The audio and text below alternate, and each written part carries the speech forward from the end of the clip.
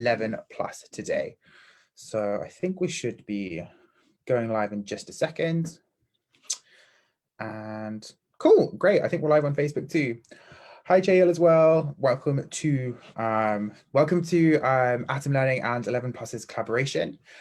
Thank you for everyone that voted for this lesson. We're going to go over some comprehension tips and tricks for the 11 plus exam. I'll go over the difference, like the main thing I want to go over is how you can best prepare your child if they're taking the 11 plus soon. Go over the types of text that you need to practice, the type of questions you can expect on the 11 plus 2. And then we'll have a go at some questions too. So I want it to be, I want it to be fun. I want to try and make it a fun and interactive session. So I'll go over some different question types together, and it'll be really great if everyone that's joined could vote. So this is a great session to get involved with the kids. So bring them along, and I will show you some questions and we'll work through them together, and I'll show you the kinds of thinking that you need to start imparting in your children so that they do well in the exam. If you are keeping an eye on the Q&A on Zoom, and I believe Saba and her lovely team are going to be doing it on Facebook, so I'll keep a lookout there too to answer any questions. But hopefully it will be a fun session with lots of good tips and lots of good practice. I've been a tutor for, oh my gosh, it makes me feel old. I've been tutoring for like 8 or 9 years, so lots of experience in this area. So there's lots of little things you can do to kind of accelerate how quickly people learn. So yeah, I'm looking forward to delivering the lesson. At the moment, I work at Atom, and we provide English and maths, verbal reasoning, non-verbal reasoning prep for the 11 plus. I'll talk a bit more about that later. Boring stuff, but we'll have a fun lesson. It's coming up to 5, so we'll get going at 5 and we'll keep going till about like 5:45, and then we will answer I'll answer some questions at the end as well. So I'll save about 15 minutes on the end, depending on how quickly we get through everything. To get to the end. So it's coming up to 5. So what I'll do, I will share my screen. I'm just going to make sure I've got my email open in case Saba needs to get in touch. So cool. Let's get going. I'll just get my presentation up. So we'll work through presentation. The first bit of the presentation, that's mainly going to be for parents. So I'm going to talk about preparation strategies, preparation techniques, the main things you need to practice to get the most out of your prep for the 11 plus. And then we'll go over some questions, and I've got some different text types to go over.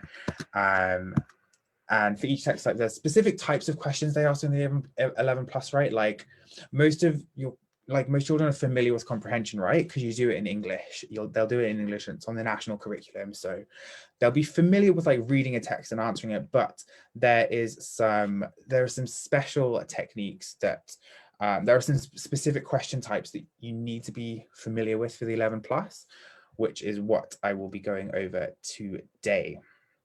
Right, okay, presentation is ready to go, and normally I am with Clem, so thank you Ange for shouting out Clem. He helps me. We deliver a bunch of live lessons on Atom. We're doing free lessons. I think I'm delivering like 3 or 4 lessons a day for free during lockdown to help with school closures, and normally Clem helps me. So I'm glad some of you know Clem too, and thank you for coming to see me on a Saturday as well as during the week. Cool. So what I'll do, oh my gosh, my camera is really zoomed in, sorry, just apologies. So what I'll do is I'll share my screen, and it will become slightly less zoomed in, which is great. So hey everybody, welcome. Thank you so much for coming to this on a Saturday afternoon. There's not a lot to do in lockdown, so at least hopefully this will be a fun and useful session. So like I've said, hi, I'm Jono. I do work at Atom.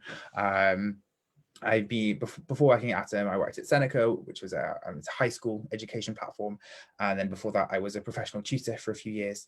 I studied medicine at Cambridge, and I've tutored since 6th form, so I've tutored for about 8 or 9 years. I left med school and went into education instead because I found it still rewarding, and I found it a bit more fun, was more suited to me. But throughout my I had to take a lot of admissions tests myself. I really enjoy tutoring, and Atom lets me do both tutoring and making content, which is a lot of fun. So what we're going to do is comprehension techniques for the 11 plus, which I know everyone on the group voted for, which is great. So thank you for all getting involved and helping pick the session. I had a lot of fun putting the presentation together. Also, I'm normally used to putting presentations together for like 10 to 11-year-olds. So that will be the style of the presentation, but the content will be for both adults and children. So I'm going to go over, provide an overview of what I'm going to cover in this live. I'm going to start by I'll go over just some of the key kind of differences between the types of 11 plus test. I'll go over the types of text that you can expect to see in the 11 plus, and again, that you need to get your child reading so they feel more confident with different genres.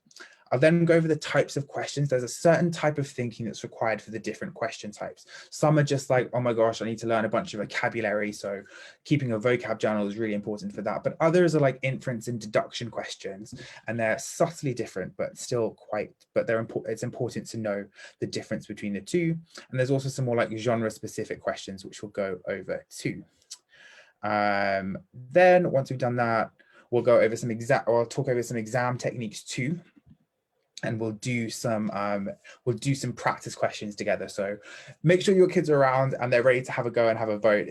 Thank you for joining on the Zoom call as well. I can see there's 70 of you here. So you can vote you should be able to vote via the polling function on Zoom, which is a little bit more fun. Like, I love doing it. I love doing the polls in my live lessons on Atom. So you should be able to vote during the poll, which will give us an opportunity to engage the students, see where they're at, and also I'll provide some tips to help with it. So we'll start by talking through. I think a good place to start would be to just quickly go over the GL and the CEM 11 plus. So there are two types of 11 plus exam. I'm sure you know that. Depending on, but maybe you're just starting to prepare for the 11 plus. So make sure you do know the difference between them. Sorry, 1 second. There's just a slight issue with the Zoom. 1 second. Okay, so basically I've summarized the key differences between them on this table now. I absolutely love a comparative table. They have been a part of my life for, I don't know, longer than I would care to admit for. Love a comparative table. And as you can see, the GL exam is it's split by section. So there'll be a math section, English section. Whereas the CM is interspersed, so there might be English questions, and there might be verbal reasoning questions, and there might be maths questions, all this kind of stuff. So it's a bit of a weirder, exam. But in terms of the comprehension you can expect to see on them, CM more closely follows the Key Stage 2 curriculum. So making sure your child is staying up to date in school and working hard in English and doing all the English homework, doing extra reading with them, extra reading based on the Key Stage 2 curriculum is going to be the most useful comprehension practice for the CEM 11 plus, whereas for GL, using the question bank is much more important. So doing past GL comprehension questions will be really important. You can depending on how granular you want to get, you can get really kind of tailor it. So I know a lot of 11 plus schools in Essex use a lot of classical texts. So stuff like Dickens, so making sure A Christmas Carol is normally a good one to get your child to read. Bit late, we should have had this live before Christmas, so you could have read A Christmas Carol. But yeah, so do investigate the schools you're applying for and look to see if there are any kind of commonalities. GL is a 45-minute paper. Another thing with the CEM, the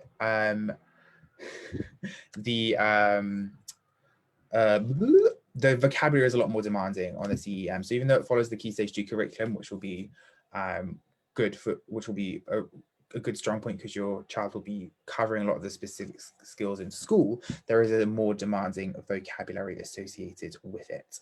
So those are some of the key differences just to kind of start us off. But what I thought I'd do is I want to talk about, I don't want to like inundate you with like 101 pieces of information, but I thought I'd try and condense the 3 most important things to focus on in preparation for when you're preparing your child for the 11 plus, and specifically looking at comprehension. It's kind of like a quick summary of the tips I've picked up over my years of tutoring. And I think timing is one of the things that's going to be most difficult and most stressful about the test. And I think a mistake a lot of people make is they don't practice timing tests early enough. You need to practice timing tests because it introduces a slight element of Well, a slight element of stress, which is necessary because exams are stressful and we need to build resilience and make sure that they're going to be okay on the day. And the first time they do a time test, it will be a bit stressful, but with a bit of practice, everything will be fine.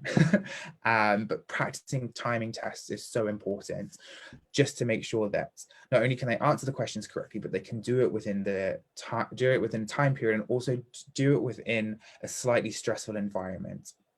So timing is going to be really important. So as well as practicing with timed tests, there are a few techniques you can help teach your kids to, or child to help them when they're reading. So a lot of the exercises contain subheadings within the text, and that's one of the first keys to speed and comprehension. So ignore any headings and move straight to the text. So read subheadings to absorb it, because it can help navigate to relevant information in the text, but you don't need to read the heading, you can dive straight into the text. I would recommend you just make sure you read the text just once so you know what it's about, and then look at the questions. Don't try and memorize the text, don't read it twice, just read it once. Use subheadings to try and help you navigate the text so you can remember where you're looking at, but just read the text once and then look at the questions. You should read it thoroughly, but you should be fairly quick. Sometimes I get students to write 1 or 2 words in the margin next to each paragraph to remind them what it's about, or if maybe a new character is introduced in that paragraph, that can be useful. So maybe the text describes a different animal in each paragraph, or maybe the text describes a different situation in each paragraph. So that can be good notes to make. Some tutors teach students to circle proper nouns in the text, so names, places, so London, Jono, whatever it is. And that's because they can act as good markers in the text. So by circling a proper noun, a question will often ask a question about a place or whatever, and you circle the proper noun, you know where that is in the text. But I would say a problem with that word is sometimes I just see children underlining every single word or circling every word, and you don't know which words are important until you read the questions. So if you want to circle, if you want to put some notes in the margin about what's happening, it's practicing, that's great. But the time limited environment of the 11 plus does not require you to circle all the important words or underline everything. Also, highlighting itself is not a very effective or evidence-based learning technique, so I would not advocate for that. I spent years highlighting, don't get me wrong, I love it, I love centered highlighters, but it's to make it look pretty, it's not going to help you learn, so save that for your hobbies. Okay, once your child is read through the text, once they should move straight to the questions. Don't reread in the hopes of trying to absorb more information. It's not going to work. So timing is so those are some tips for timing to help with this. The next point is on vocabulary. Now, vocabulary I kind of see as a twofold thing you need to practice. Obviously, being well read, doing lots of reading in and out of school will just help boost your child's vocabulary and knowledge of words. I get all the students I work with to keep a vocab journal, because you tend to need to cover something 3 or 4 times before your child will remember it. So they'll need to revise a word 3 times before it sticks in their brain. So having a vocab journal they look over once or twice a week just to refresh them with any new words is a really good technique. As well as that vocabulary, you need to make sure you're practicing English specific vocabulary, so stuff about metaphors, similes, literary devices, rhetorical questions. For drama text, make sure they know what stage directions are, make sure they know how characters are introduced, make sure they know that prose means fiction, just those kinds of more Englishy words and stuff. For grammar questions, they need to know about clauses, and they need to know about relative pronouns, they need to know about subordinating conjunctions, coordinating conjunctions. All of those kinds of words become really important, more so for the Englishy grammar questions, but there is a little bit of an overlap here. So vocabulary, lots of reading, journal, and the last one is practice. So particularly for the GL 11 plus comprehensions, doing as many questions as you can get a hold of. So we have unlimited mock tests on Atom, so you can just go through and absolutely master the question types. They're really repetitive, so doing lots of mock tests and lots of practice questions is going to be really beneficial for that.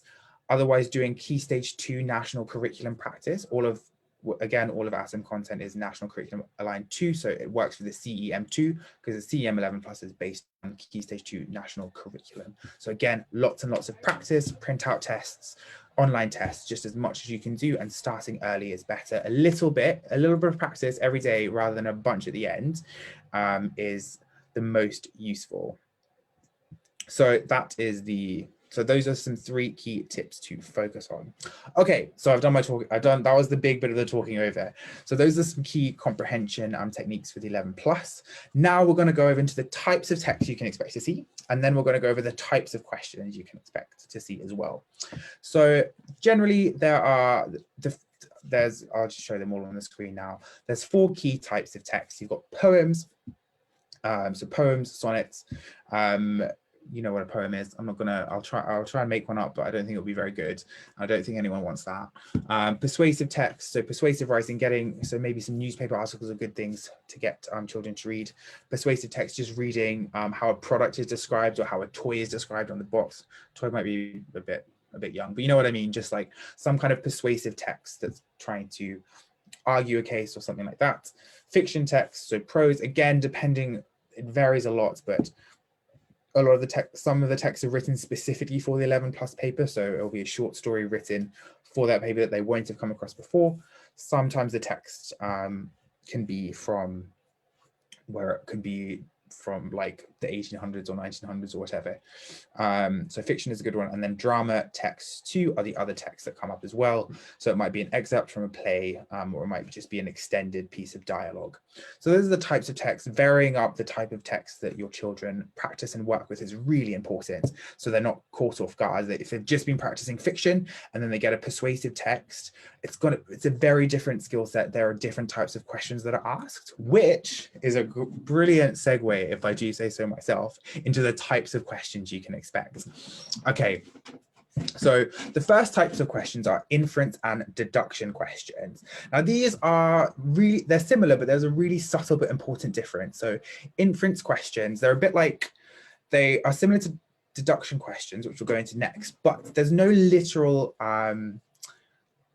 answer, and conclusions need to be drawn from the text. But the key thing, inference looks for opinions that are supported by evidence. So in an inference question, your children will need to be looking through the text to find some evidence for a particular opinion, okay, not a fact.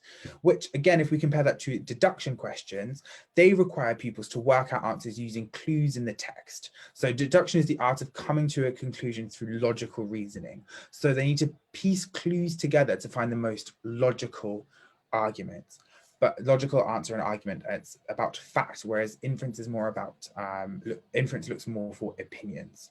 So those are what inference and deduction questions are. We'll go over some examples of each. So I know it might seem a little bit nebulous at the moment, but we'll go over the different questions. When we go over the question types, I'll tell you what kind of question it is.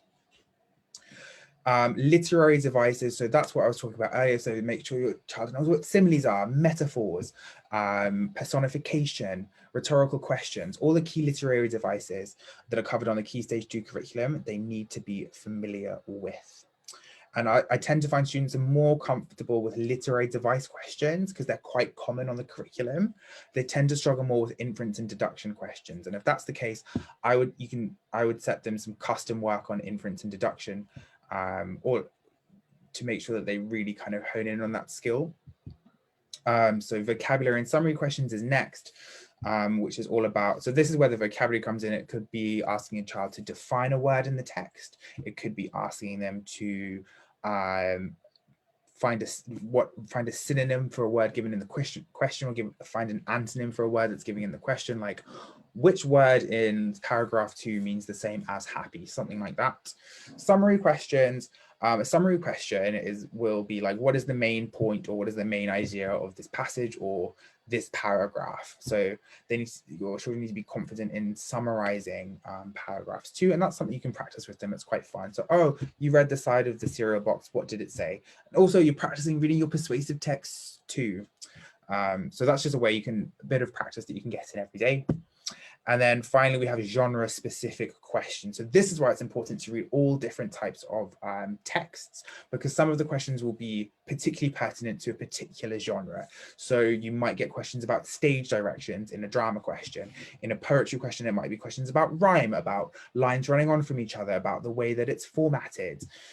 That's what genre-specific is. And each of these questions will be, like, for all of these different questions, they will be scaled in difficulty. So the easiest ones will be simple, like like, what genre is this text, or like, what does this word mean, or what is this literary device, or like, what opinion is mentioned in the first paragraph. The way that the questions level and get harder, there'll be more questions about why. So like, why does, so why do you think this character has that opinion? Why did the writer use alliteration? Why did the writer use personification? For vocab and summaries, why did the writer pick this particular word? For genre specific, what is it? Why is it important that this is mentioned in the stage directions? What do the brackets before the words that are spoken mean? So not only do you need to just practice the simpler questions, you need to practice the questions that get harder. And this is a good thing about Atom. The way it works is, as your student gets questions right, they will see harder and harder questions as they go through. And if you can then identify which areas they are stronger and which areas they are weaker in, and just set like 100 inference and deduction questions to do over a week. Practice, look at the results, see which kinds of questions they assign harder, and get some really granular work done. So that's what I would advocate doing for practicing the question types, not only just reading a text, but reading for specific question types too. Okay, so I think we're ready to have a go at some practice now. So make sure, so sorry for all the lovely 9, 10, 11-year-olds that have been watching and listening to me be really boring and talk to your parents about some tips and tricks for the exam. What we're going to get into now is we're going to have a really fun time going at some questions together. I've picked 4 different texts, one from each of the genres, and then we're going to go over some question types for it. So I will show you the question, I'll read out the passage, I'll give you about a minute or 2 minutes to have a go at answering the question, and then I will provide an answer. And this is a similar format to the clubs we do at Atom 2, and the live lessons that we do. It's a really fun, engaging way to interact with students. So let's get into it. So we've got a nice sonnet. I don't know which sonnet number this is, but there's a specific line in the passage which tells us that the author thinks which line in the passage tells us what the author thinks the duration of sonnet is. I think there should be an is at the end of that. So is it line A, B, C, D, or E? Have a vote on the poll. There should be a pop-up that comes on the screen. Okay, great. I can see some of you are voting. Make sure you're using the desktop version of Zoom as well to see the polls. So I'll read it out. So, shall I compare thee to a summer's day? Thou art more lovely and more temperate. Rough winds do shake the darling buds of May, and summer's leaf hath all too short a date. Sometimes too hot for the ivy heaven shines, and often his gold complexion dimmed.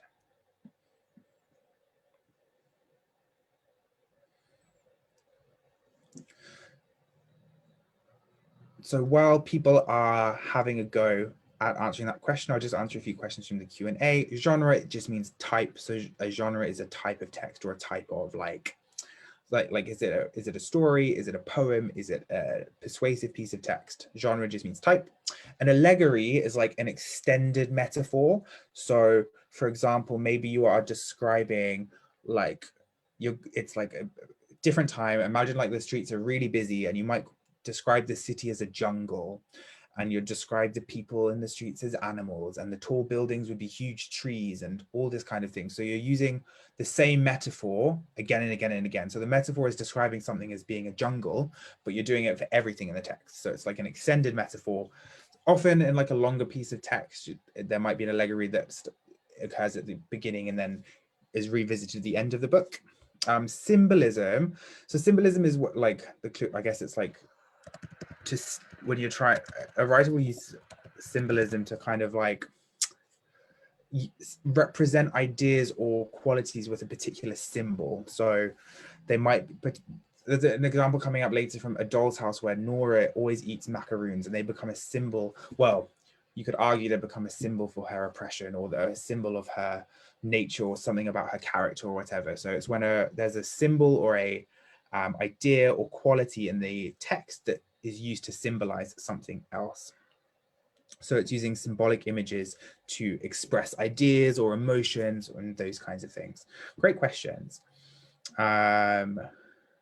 So in an inference question, that is when you need to look for evidence to back up an opinion in the text. So that's what inference questions do. Okay, so this is an example of a inference question, because we're trying to, actually no, Summer's-Leith has too short a date. It's not an opinion, it's a factor. This is a deduction question. We are looking to find out the line which tells us how long summer lasts. How have we all done? So 80% of us have voted. We've had 2 minutes, so I'm going to end the poll now. How did we do? So I can see the majority of us, 54%, went for answer option C. Really, really good. So, and Summer's-Leith hath all too short a date. Now, my tip for this question is when poems can use really weird language, right? Like this was written hundreds of years ago. Bless him, love Shakespeare, he's great. I don't want to read his stuff all the time. You know what I mean? It hurts my brain a little bit. What we need to do here, synonyms become really important in these kinds of questions because, or synonyms or like word groups, so words which have similar meanings. So we're looking for the line that tells us about the duration of summer, and Summer's-Leith hath all too short a date. So again, we know we're looking for something about time. So we have time, we have date, we have lease. A lease is how long you maybe like rent something for. You might lease an apartment, lease a flat, lease a house. So again, if that's a new word, write that down in your vocab journal. So Summer's-Leith hath all too short a date. And that tells us that Shakespeare thinks that summer is too short because the date is too short. So again, that we have to use our powers of deduction to get to that answer. Okay, now next we'll go into a simple identify literary device question. So which device is used to describe the sun? So which literary device is used to describe the sun in this sonnet?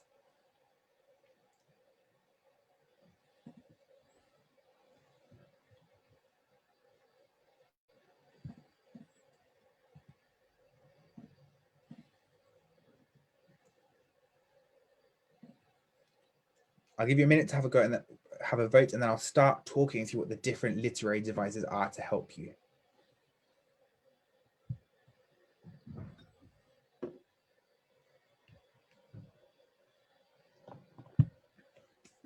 Nice. Sip of my kombucha drink, keep my microbiome happy. Okay, right, so I'll start talking through what the different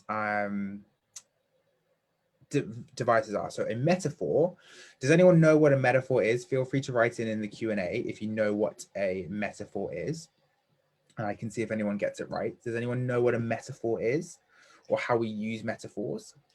An example of a metaphor would be even better. But don't worry if you don't. A metaphor, so very close. So a simile uses like or as, really good, Ria.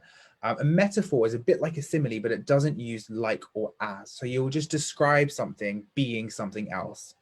My plant was a magician. Its leaves disappeared in winter as the sun set and the evenings became colder. So I'm not saying that my plant is like a magician. I'm saying that my plant is a magician. If I said my plant was like a magician, that would be a simile. If I said my plant is a magician, that's a metaphor. That's the simplest way to describe the difference. And there, I've already described what answer option B is. Lovely. Alliteration, we all know what, I say we all know what alliteration is. Alliteration is one of my favorites. It's just fun to say, isn't it? It's like when two words close together start with the same letter. So like a cute cat, a dangerous dog, whatever you want. Repetition, that's when we repeat words or maybe repeat sentences or whatever it may be. It's just a lot of stuff repeated again and again. And then we have onomatopoeia, which is just a great word in its own right. Well done, whoever came up with that word. Onomatopoeia is when a word sounds like what it is. So clap. Clap sounds like a clap, or at least we are told that it sounds like a clap. I don't really know if it does, but you get the gist. Bang, crash, clap, boing. That's probably my favorite one. That's a really good onomatopoeia word, boing. It's all when words which sound like what they mean. So those are the different devices. Which one is used to describe the sun? Again, a lot of the poems can be some of the more difficult questions on the 11+ because they're not taught as much in school. So they're a really important one to practice, and maybe just setting some like custom poem practice questions will be good if any of your children are struggling on this particular question. What I'm going to do, just so we can get through everything, I'm going to end the poll now. I know about 70% of us have voted. Sorry if you didn't get time, but I can see that 60% of us, so 40, voted for answer option A, which is correct. It's a metaphor. So the reason it's a metaphor is if we have a look in the text about where the sun is, the sun is described as the eye of heaven. So the eye of heaven shines. Let me annotate quickly so you know what I'm chatting about. Promise you I'm not lying. So too hot, the eye of heaven shines. We are describing the sun as being an eye. We do not use like or as in that description, so we know it's not a simile. We know it's a metaphor. This is one of the harder literary device questions because it's in Old English for a starter. It's in a poem, which is in a format a lot of students aren't as comfortable with, but practice makes it a lot easier to identify metaphors, similes, all that kind of thing. Okay, let's move on to a nice persuasive writing task. So again, this will be an example of a literary device question, which is a slightly harder. Sorry, I'm trying to relaunch the poll, and multitasking is not my strong point. So this is an example of a literary devices question, but I'd say it's a step up because we are not just identifying a literary device, but we're being asked a question about it. So like, how do we know that not all the questions in this speech are rhetorical? So let's have a read.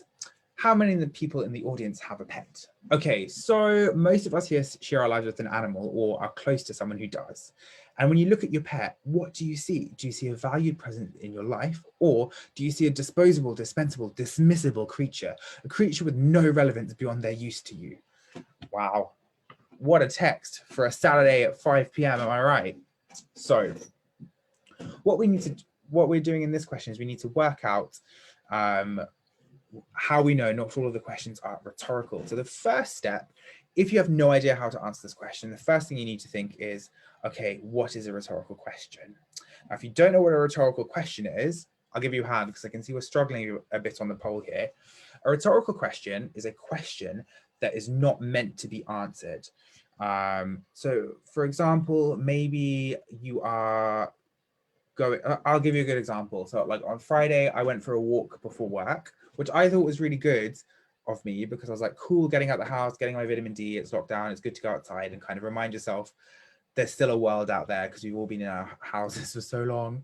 So I went for a walk and I was like, this is really good, well done. And I had a class to teach at 9 a.m. Because we do 3 lessons at 9 a.m. during lockdown. And I got back to my door and I was like, I'd forgotten my keys and it was 8:50 and all of my housemates wake up really late. And I was like, well, that was that was really smart, wasn't it, Jono? That was a rhetorical question because it wasn't smart at all. I just left in such a rush with my coffee that I locked myself out. So I was like, oh, wasn't that clever? That's a rhetorical question. I'm not expecting an answer. I'm not even saying that question to anyone apart from myself. That's a rhetorical question. So that's how they're used in everyday life, but you can also use them in, they're used a lot in advertising, like, wouldn't you help this person? They're not expecting you to say yes. The answer is obvious. You want to help them. So you're going to go donate and help or volunteer or whatever it is. So that is what a rhetorical question is. So how do we know that one of the questions in the text is not rhetorical, so requires an answer? That means that the question requires an answer. Okay, good. We're up to 70% now. I don't know if that's because of my explanation or because you're really smart, but I'll give myself some kudos, but I'm sure it's you. Let's have a look. The voting stagnated a bit. We're at about 80%, so I'm going to end the poll and see how we all voted.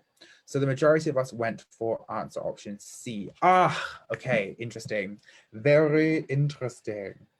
So I can see why people would have picked C. C would be correct if the speaker did answer their own question, but I don't think the speaker does that at any point. The reason the answer is B, well done to everyone that picks B, because this was a tricky question, is the key thing is that first question. So how many people in the audience have a pet? Okay, so most of us here share our lives with an animal. So between that first question, so how many people in the audience have a pet, and then the second sentence, okay, so most of us here share our lives with an animal, the speaker must have received some kind of response from the audience so that the speaker knew the audience had pets. So imagine if, so let's say we weren't doing this on Zoom and we were in a classroom. I would say, okay, class, how's everyone doing? How many people have a pet? And you might raise your hands, or you might be like, oh, I do, Jono, or like, yeah, I do too, or whatever. Maybe you wouldn't all talk at once because that'd be a bit loud.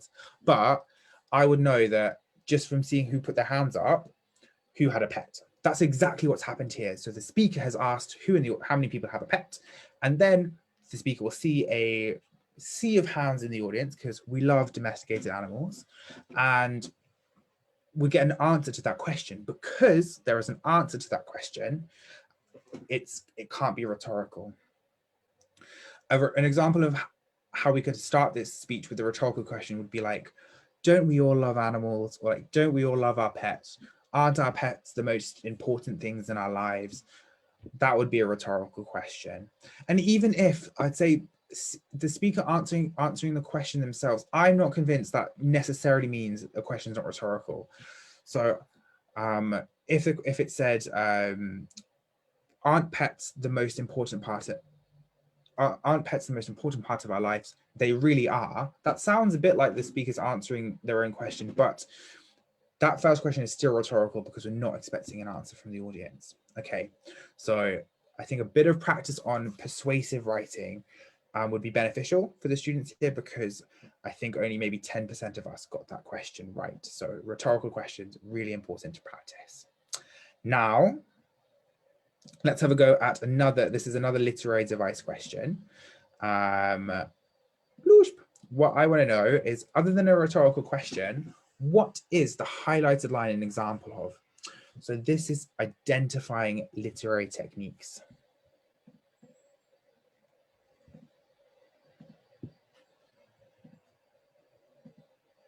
So have a go. I'm pausing so you have some thinking time.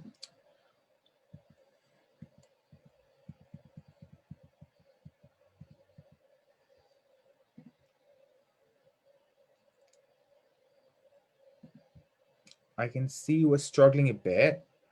I'm feeling generous. It is a Saturday and you're having to do comprehension work, so I will eliminate. It's like Who Wants to Be a Millionaire? Ha! But I haven't been as nice. I've eliminated 2 of the answers, so you can have a go. So, do you see a valued presence in your life? It's a bit of an intense question, isn't it?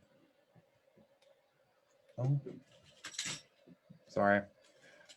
Just saw my glasses on the bed and they were the wrong way up. I don't want them to get scratched. So many cables. Okay, so about 70% of us have voted. I'll start talking through the answer. What I'll do is, you know the answer is A, B, or D. I'm just going to talk through what all of the words on the screen meant if you're a bit stuck, okay? So alliteration, we did that one earlier. Alliteration is when you're like jumping for joy, or joyous Jono. That's all examples of alliteration. My perfect plant. Notice how we've got 2 words close together that start with the same word.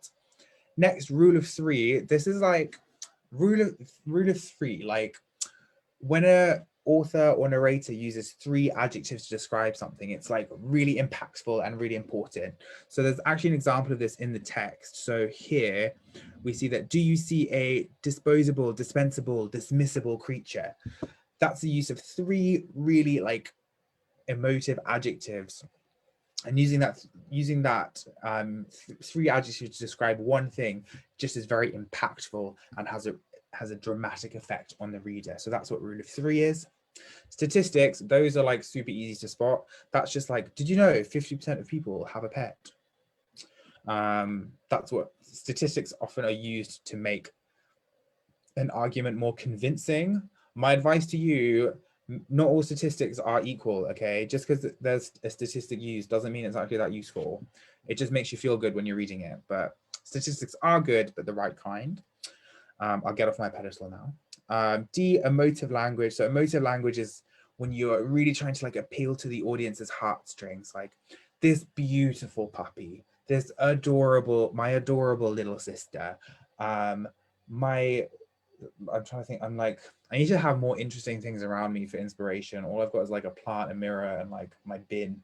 But like, you know what I mean? When you're really trying to like okay, like the disgusting bin. My bin is not disgusting, but do you know what I mean? We're trying to pick like really emotive adjectives to cause some kind of response in the reader. That's what emotive language is.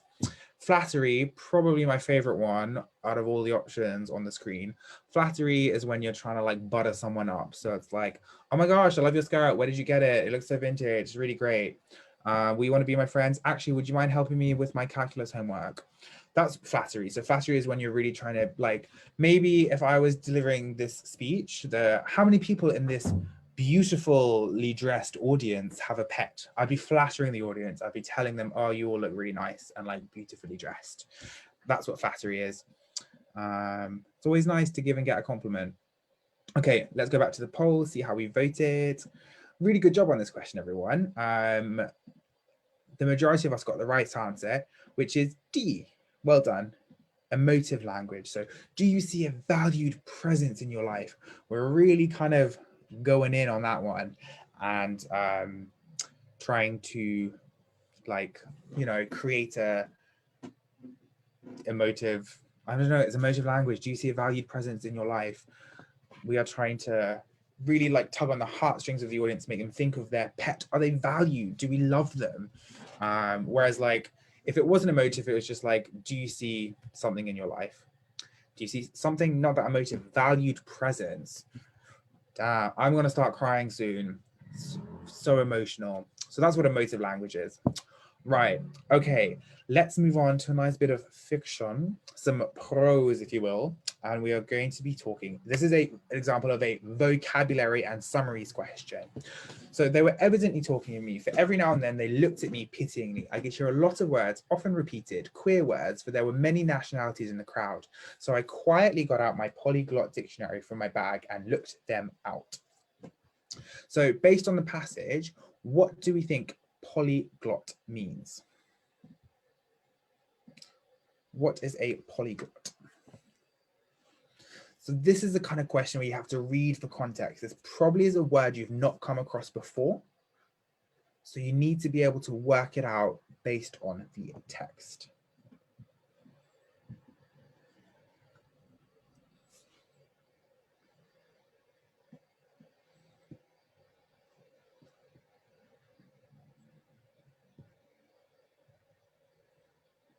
There was some great, also I'm just looking back through the comments now while we're having a go. There were some great examples and definitions. Well done, Sarah. I loved your example of a rhetorical question. So when you're in trouble, then you don't need to answer some question. Really, really good. And well done for everyone using process of elimination to get to the answer. Really important technique. Yeah, this is quite a hard one. I'm not going to lie, Sarah, but you should be able to work it out. And I would say, so I quietly got my polyglot dictionary from my bag and looked them out. So think about putting like putting the definition in that part of the sentence and see if it would make sense. So, and also try and think about what has happened in the story so far. So things that I know that the polyglot is describing the dictionary. Okay, so a polyglot dictionary from my bag and look them up or look them out. I think Old English, which is why it says look them out, whatever. So I know that the protagonist is just a fancy way of saying character or the person in the story. What we've got here is we know that they're using the dictionary for something. So dictionaries are to do with words. So the first answer I would eliminate is answer option B, because a loud noise from within a crowd. We're not describing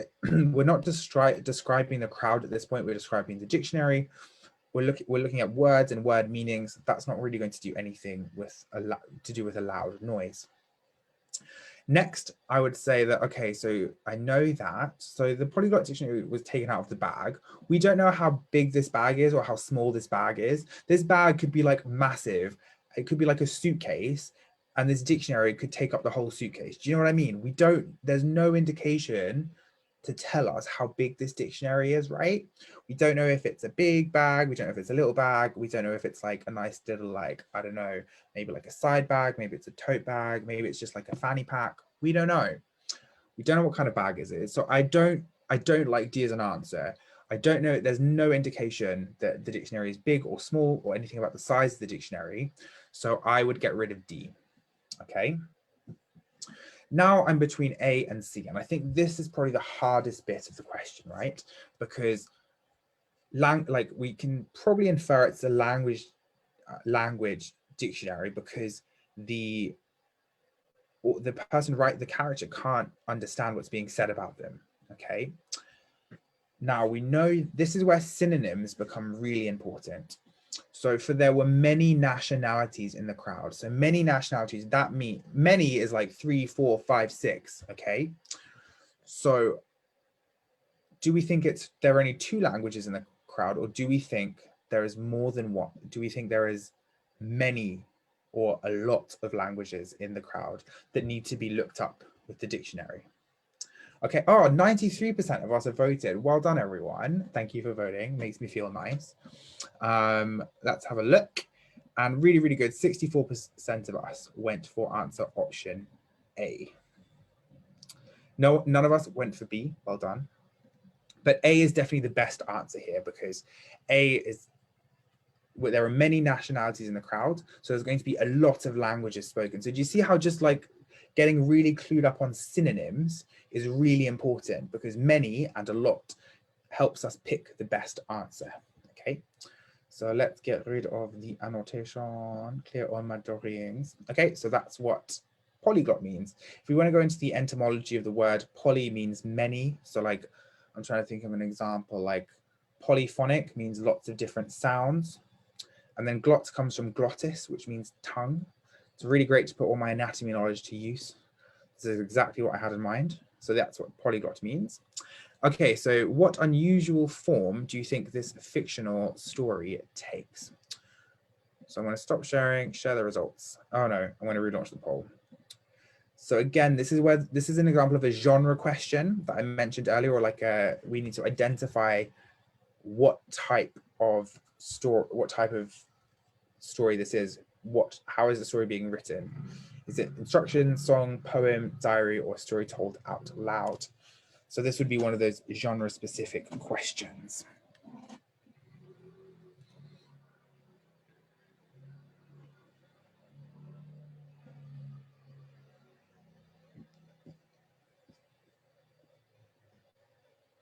Great example. Thank you, Sashin and Ria. Polygon is another great example of a word that begins with poly, which means many sides. So a polygon is a shape with many sides. Really good vocabulary coming through in the Q&A. Well done, everyone. Okay, so we've had a minute and I'm really impressed. 20 of us have already got the right answer. Really good. What I'll start doing is I'll just talk through the form or the forms on the screen at the moment, right? So we have a set of instructions. So a set of instructions, that might be something like you'd find in a recipe, or like if you're putting together some flat pack furniture, which I really hope you never have to do because it makes you feel really existential and not great, but it's fine and it's nice at the end, but instructions boring. So a set of instructions. Key thing with they would have what we call in English discourse markers in it. A discourse marker describes the like stage at which we're at. So like firstly, you would open the box and take out the, like, I don't put a lot of furniture together, but like take out the wood and the screws. Secondly, you would get a screwdriver and try to put it together. Finally, you would phone your friend and ask them to come and do it in exchange for a bottle of wine or water or whatever you want to give your friends. True story. So that's what a set of instructions is. A song will be very rhythmic. There'll be like bits that are repeated. So think of like Wheels on the Bus, that song. Is that still big with kids? I don't know. Big in my time, huge. Wheels on the Bus, round and round, round and round, whatever. I'm not going to sing the song. I've always wanted to be a singer. I'm just not very good. A song is very repetitive and it will have like a chorus. It will have a bridge. So bits that are repeated over and over again. So I think we know this is not a song. A poem in verse. So a poem will be like, a poem is like what we saw at the start of the lesson, that Shakespeare sonnet. There'll be rhyme, it will be very dreamy, metaphorical language. Lines may run on from each other. There may be rhyming couplets. There'll be enjambments, there'll be caesuras. You don't need to know what those words mean, but the lines will run on from each other and there'll be spaces on the page. So it won't look like a poem. Again, for parents, guardians, or whoever looks after you, this is why it's important to read lots of different genres, because then children become more confident in quickly identifying what type of text they're reading. D, diary entry. So that's like Dear Diary, or maybe there'll be a note to yourself to look at something. A story told out loud, maybe a monologue. There might be stage directions, and it will have maybe which character needs to speak, that kinds of thing. So let's have a look how we voted. So a bit of a split between D and E, which I agree, those are the ones I would have got it down to. And I can see that half of us went for D and another 30% of us went for E. Let's have a look. Well done, it's a diary entry. Now, the reason this is a diary entry is the word mem, okay? Which sounds a bit like meme, but it's not. Mem means like memory, or like it's like a memo. So a memo to come back and ask the count about these superstitions. So that's what mem means. Okay, we have time for one more question. So we're going to do an inference question now. I think that's the last type we need to do, and it's going to be from a play. So this is from A Doll's House, which is one of my favorite plays. The Young Vic did a really good production of it not that long ago. Oh, I miss the theatre. Anyway, so we have a opening scene. So these are the stage directions, or like the setting of the stage, so we know what it looks like. And what we need to know is what do we know about the furniture in the opening scene. So I'll read it out. So a room furnished comfortably and tastefully, but not extravagantly. At the back, a door to the right leads to the entrance hall. Another to the left leads to Helmer's study. Between the doors stands a piano. In the middle of the left-hand wall is a door, and beyond a window. Near the window and a round table, armchairs, and a small sofa. In the opposite wall is a stove burning with a fire. It is winter. A bell rings in the hall. Shortly afterwards, the door is heard to open. Enter Nora, humming a tune and in high spirits. She is in outdoor dress and carries a number of parcels. These she lays to the table on the right. She leaves the outer door open after her, and through it we see a porter who is carrying a Christmas tree and a basket, which he gives to the maid who has opened the door. So what do we know about the furniture? Remember, with these questions, we need to use evidence from the text. So don't use any of your own opinions, okay? You need to be able to say, I think the answer is E because of blah, blah, blah, blah, blah, blah. And that blah, blah, blah, blah bit is the bit that's from the text.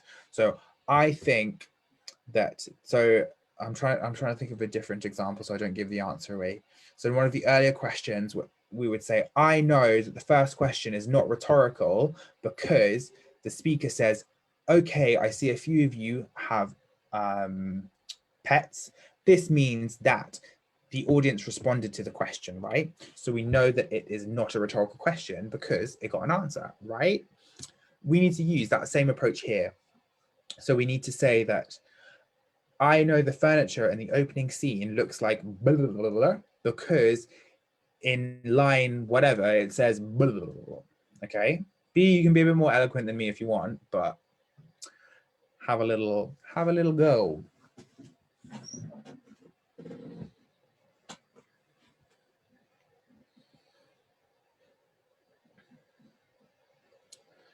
Okay, I'm going to stop the poll now in like 20 seconds. So get your last minute votes in. I said I wouldn't sing, and I did. I'm sorry. Okay, I'm going to end the poll now. About 80% of us have voted.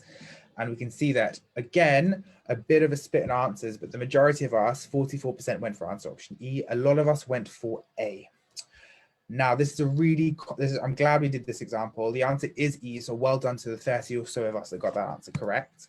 I can see why A would be a really appealing answer. So all we know about the room is it's furnished comfortably and tastefully, but not extravagantly. So extremely luxurious, that is like super amazing. Like there is gold on the walls, there's like a fire burning with stuff in it. There's like, I don't know, expensive sheets, like Egyptian cotton, like all that really bougie stuff, right? We're told that the scene is not extravagantly decorated, so it's not extremely luxurious, even though some of it sounds quite nice, yeah? Round table, armchairs, small sofa, like honey's got some coin, it's well decorated, we live, but we can't say for sure it's extremely luxurious because there's no indication of like material, of like how expensive things are. There's no adjectives that are synonyms of luxurious apart from not extravagantly, like extravagant and luxurious, similar meanings, but we're told it's not extravagant. So that's why the answer needs to be E.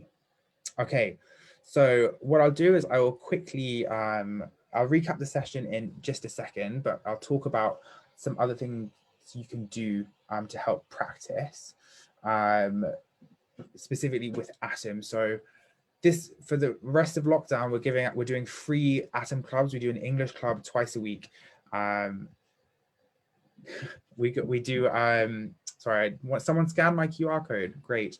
We do free Atom learning clubs. They're at 9 a.m, 2 p.m, and 11 a.m. every day from now until mid-February to help with lockdown. So you can register for those. I'll put the link in after this. And they're completely free. And so are our lockdown clubs. We do an English and math club. So that's a great way of getting free comprehension practice. If you want extra practice, I recommend getting a subscription to Atom. Obviously, I love it because I work there and I wouldn't work there if I didn't love the product. There's a 5-day free trial. You've really just got to find whatever works best for your student. Oh my God, sorry. I'm so used to working with teachers. You need to find the technique that works best for your child. Like each child is an individual. Some platforms will be better than others.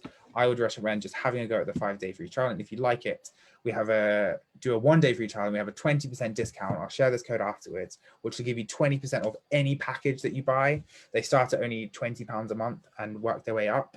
But that code will only last for 24 hours. So go and try that free trial now. And if you like it, you can use this discount code to get some money off, and it might just be a good thing to get for a few months while you are at home a lot and need some extra practice. So anyway, that's the plug done. Gotta do it, or I'll get in trouble. But let's recap the lesson. What have we done? We did the different types of text that you can come across: poems, persuasive text, fiction, drama. Make sure you're practicing all those different texts and all the different question types. And again, the key thing you want to do is tailor the learning to the student, which again, Adam is really good doing with all of the data. You'll get specific recommendations and you know what your child finds more and less difficult, which means you can set more poem questions, do more fiction practice, more drama practice, whatever. The key thing is to be adaptive as you teach. So don't just do 1-day poems, 1-day persuasive text, 1-day fiction, 1-day drama. If you know your child struggles more with drama text, spend 2 days on drama and 1 day on the other one until they're all at the same level. So a really common thing I see happening where you take a scattergun approach where you do a bit of everything, but you really need to tailor it to your child and their learning needs. Okay, so that brings us to the end of this live. I hope it was useful. I'll have a quick scan of the Q&A for any questions before we go. And if you have any feedback, please let me know. And let me know. Yeah, I think I just said let me know like 4 times. But you're really welcome. Thank you for everyone saying thank you. A genre-specific question. That was a quick question I saw in the thing. A genre-specific question will be a specific question about like a play or a specific question about like an element of a poem or something like that. So that's what they do. The free sessions, I can put a link to them, but they are at 9 a.m, 11 a.m, and 2 p.m. every day. And then at 4:30 or 5:30, there's another free session on a club that varies day to day. They're on maths and English, and there's also a reasoning club, which will be great for any verbal reasoning questions that you need to do. And there is all of those lessons have custom practices on Atom, so you'll get a custom homework based on that lesson and the content that we cover, which is a really good way of locking in that knowledge. So the free lessons do work really well with Atom as well, because there'll be tailored homework for each lesson. No worries, you're super welcome. Thank you for saying thank you. I'm glad it was useful.